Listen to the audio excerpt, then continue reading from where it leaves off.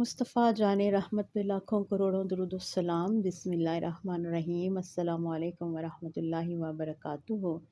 اللہ ہم سب کو ہمیشہ قرآن کے ساتھ زندہ رکھے اور ہمارے دل میں خوشی ہو، آنکھوں میں نور اور زبان میں اللہ کا ذکر ہمیشہ جاری و ساری رہے، آمین۔ اللہ ہمیں محبت، ایمان اور محنت اور قرآن کے لیے لگن اللہ کے ہاں بہت عزیز ہے۔ آئیے آج سورہ بقرہ آیت نمبر 113 کو بڑے ہی خوبصورت انداز میں سمجھتے ہیں انشاءاللہ۔ ترجمہ: یہودی کہتے ہیں کہ نصاری عیسائی کسی چیز پر نہیں، اور نصاری کہتے ہیں کہ یہودی کسی چیز پر نہیں، حالانکہ دونوں کتاب الہی پڑھتے ہیں۔ اس طرح کی باتیں جاہل لوگ بھی کرتے ہیں، اور اللہ قیامت کے دن ان فیصلوں کا حکم دے گا جن میں یہ اختلاف کرتے تھے۔ تفسیر: یہ آیت ہمیں ایک بہت بڑا انسانی کمزور پہلو دکھاتی ہے۔ جس قوم کو اللہ نے کتاب دی، علم دیا، ہدایت دی، وہی دوسری قوم کو جھٹلاتی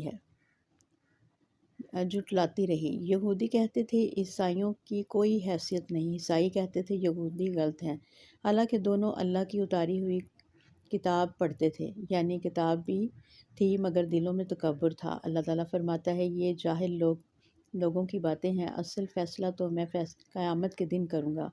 یہ آیت ہمیں بتاتی ہے کہ علم کے باوجود اگر دل میں ہٹ درمی ہو تو انسان گمراہ ہو جاتا ہے۔ دین کو گروہوں اور فرقوں میں بانٹنے والے اللہ کو پسند نہیں۔ اصل حق وہ ہے جو اللہ اور رسول نے فرمایا، نہ کہ لوگوں کی ضد۔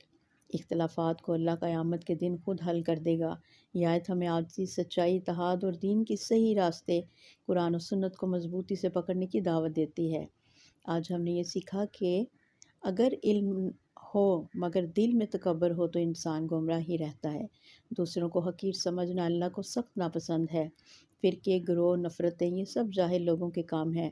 اللہ آخری فیصلہ قیامت کے دن کرے گا، اس لیے ہم اپنا دل صاف رکھیں۔ سچا راستہ صرف قرآن اور نبی رسول صلی اللہ علیہ وآلہ وسلم کی سنت ہے۔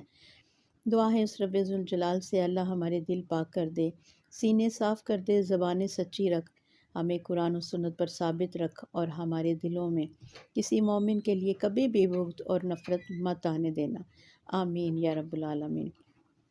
اللہ کرے قرآن کی یہ روشنی ہمارے گھروں میں، ہمارے بچوں اور ہماری نسلوں تک پھیل جائے، اور اللہ رب العالمین ہم سب کو دنیا آخرت کا نور عطا فرمائے، آمین ثم آمین۔